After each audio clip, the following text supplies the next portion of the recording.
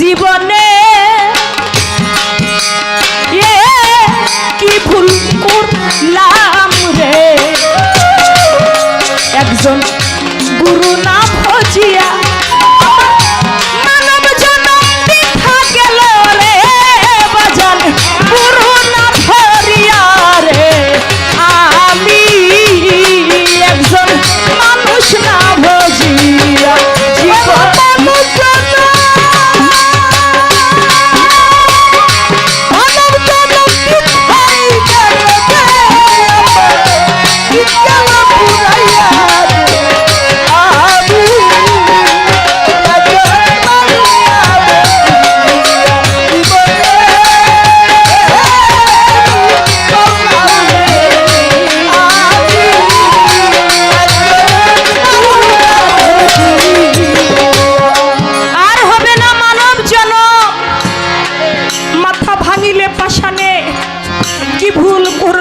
জীবন জীবনে।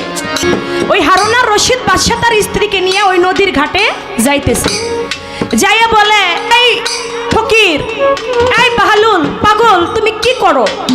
বলে কেন? আমি জান্নাতের বালাখানা বানাই। কয় তুমি জান্নাতের বালাখানা বানাও? তা এটার দাম কত? কয় 1 আনা। তা বাদশাহ হারুন আর রশিদ মনে মনে কয় পাগলের যে কারবার, পাগলে নাকি জান্নাতের বালাখানা বানায়। বাদশার বউ কয় এটার দাম 1 আনা, তাহলে আমার একটা জান্নাতের বালাখানা দাও। বলে ঠিক আছে তুমি নাও। 1 আনা দিল, বলে তোমার নামে এই জান্নাতের বালাখানা রেজিস্টার্ড হয়ে গেছে, তুমি চলে যাও। বাড়িতে চলে গেছে। বাড়িতে যায়, পথের মধ্যে বাদশাহ হারুন আর রশিদ কয় কি যে করলা, একটা পাগলে বালি খুঁড়ে আর কয় আমি জান্নাতের বালাখানা বানাই, আর তুমি ওই পাগলের কাছ থেকে তুমি জান্নাতের বালাখানা কিনে নিলা। এই 1 আনাই তুমি নষ্ট করলা। এই 1 আনা যদি ওই পাগলটারে না দিয়া তুমি যদি কোনো ফকির মিসকিনকে দিতা তাহলে কাজে লাগতো। এটা বইলা চলে গেছে বাড়িতে। রাত্রেবেলা বাদশাহ হারুন আর রশিদ ঘুম আসছে। ঘুমের মধ্যে স্বপ্নে দেখে তিনি মারা গেছে, এই দুনিয়াটা কিয়ামত হয়ে গেছে, হাসরের মাঠ শুরু হয়ে গেছে, বিচার আচার হয়ে গেছে। হারুন আর রশিদ জান্নাতের মধ্যে, জান্নাতের পাশ দিয়ে হাঁটতেছে। জান্নাতের ভিতরে একটা বালাখানা তৈরি করা হয়েছে। ওই গেটের মধ্যে তার স্ত্রীর নাম লেখা। যখন তার স্ত্রীর নাম লেখা, তিনি মনে মনে বলতে লাগে যে এটা তো আমার স্ত্রীর সাফিয়ার নাম লেখা, তাহলে আমি এটার মধ্যে প্রবেশ করব।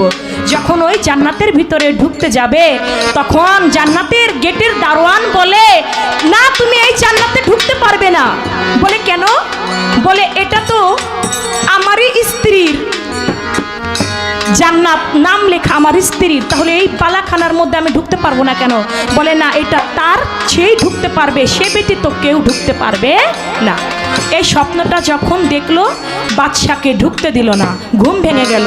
ঘুম ভাঙা মাত্রই তার স্ত্রীর কাছে যাইয়া বলে আচ্ছা তুমি কি এমন এক্সট্রা ইবাদত করো? আমি তো বাদশাহ হারুন আর রশিদ প্রতিদিন রাত্রেবেলা 100 রাকাত নামাজ না পড়ে আমি ঘুমাই না। বাদশাহ হারুন আর রশিদ তিনিও কিন্তু একজন মাওলানা ছিল। প্রতিদিন 100 রাকাত নামাজ না পড়ে তিনি ঘুমাইতো না।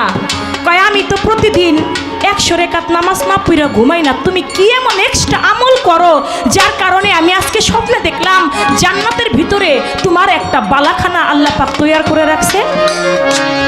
বলে স্বামী আমার তো মনে পড়ে না আমি কি এক্সট্রা ইবাদত করি, আমি তো আপনি যে ইবাদত করেন আমি তো সে ইবাদতই করি। তখন হঠাৎ করে মনে পড়ে গেছে আচ্ছা স্বামী এটা না তো গতকালকে এই যে পাগলে যে জান্নাতের বালাখানা বিক্রি করতেছিল, আমি যে 1 আনা দিয়ে কিনে নিলাম ওইটা নাই তো আবার? বলে হইতেও পারে। হারুন আর রশিদ মনে মনে চিন্তা করে পাগলের যে জান্নাতের বালাখানা ব্যস্ত, আজকে আমি স্বপ্নে দেখলাম আমার স্ত্রী পাইলো, আমি পাইলাম না, আমি আজকে আবার যাব, যদি ওই পাগলের সন্ধান মিলে, ওই ফকিরের সন্ধান মিলে। রাস্তা দিয়া যাইতে যাইতে মনে মনে চিন্তা করে মাওলা রে এই পাগলটার দর্শন জানি আজকে আমি পাই। যাইয়া দেখে ওই নদীর কিনারেই ওই পাগলটা আছে, ফকিরটা আছে। দেখে আজকে ওই বালু খুঁড়তাছে। কয় পাগল কি করস? কয় জান্নাতের বালাখানা বানাই। কয় আমার একটা দিবি? কয় নিতে পারো। কয় দাম কত? কয় বাগদাদের অর্ধেক রাজ্য। কয় গতকালকে আমার স্ত্রীকে দিলা তুমি মাত্র একা নাই, আর আজকে তুমি দাম হাঁকতেছো বাগদাদের অর্ধেক রাজ্য। তুমি এটা কেমন কথা বলো? কয় বাদশাহ হারুন আর রশিদ, গতকাল যিনি কিনছিল তিনি কিনছিল না দেখা, আর আজকে তো তুমি আইছো দেখা। গতকালকে যে কিনছিল সে কিনছিল না দেখা, আর আজকে তো তুমি আইছো দেখা। তুমি এখন কিনতে গেলে জান্নাতের অর্ধেক রাজ্যই লাগবে। তখন বলে গুরু হইল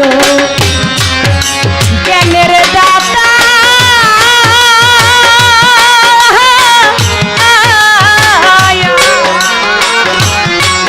জ্ঞান বিহনে ভজন রে বৃথা, সানাল হইল জ্ঞানের দাতা,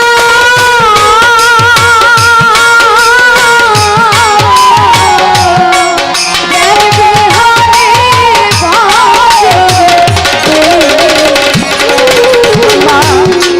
চন্দ্রপুরী হইল জ্ঞানের দাতা,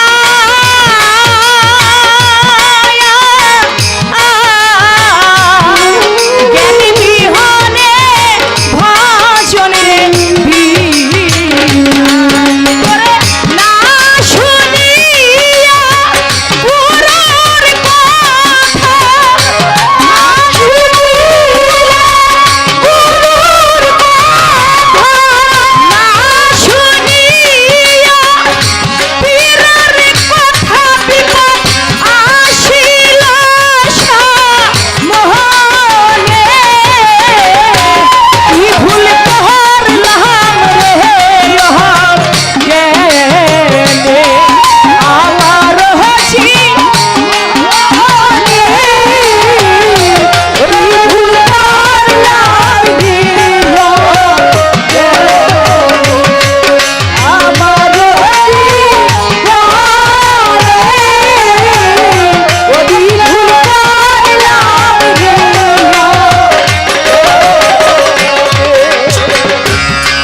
হাত পালঙ্ক রঙ্গের মেলা,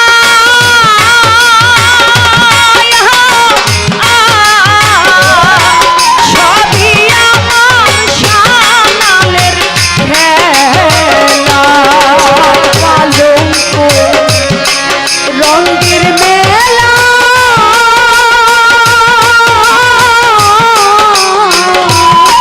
সবই আমার গুরু বাজান, খাট পালঙ্ক রঙ্গের মেলা,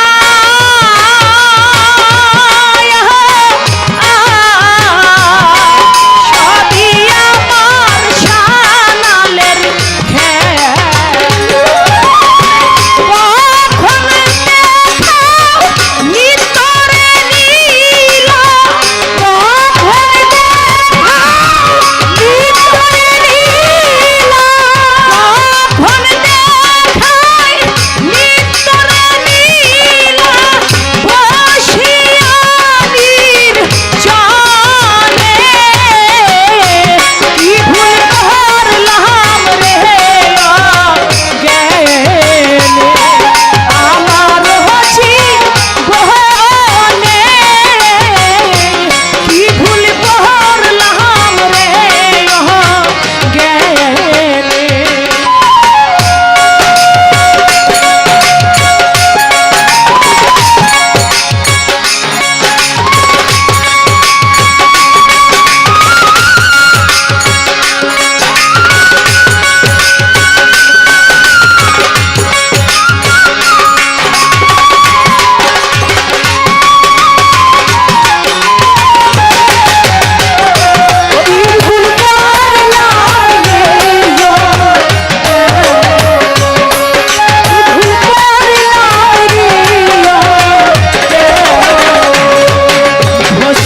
যদি আমি আমার ভান্ডারি চাই,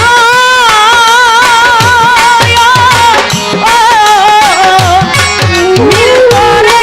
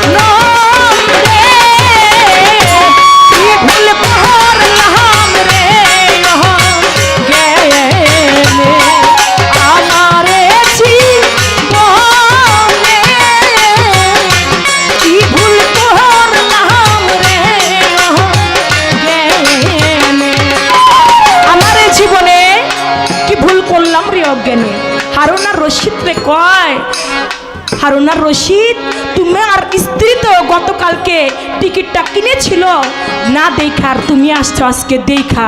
এখন তো বাগদাদের অর্ধেক রাজ্য তোমাকে দিতে হবে, না হলে তুমি পারবা না। বলে বাগদাদের অর্ধেক রাজ্য লিখে দিলে তো আমি আর রাজা থাকতে পারি না, আমার ভাগ্যে হয়তো বা কিনা হইল না। বাবা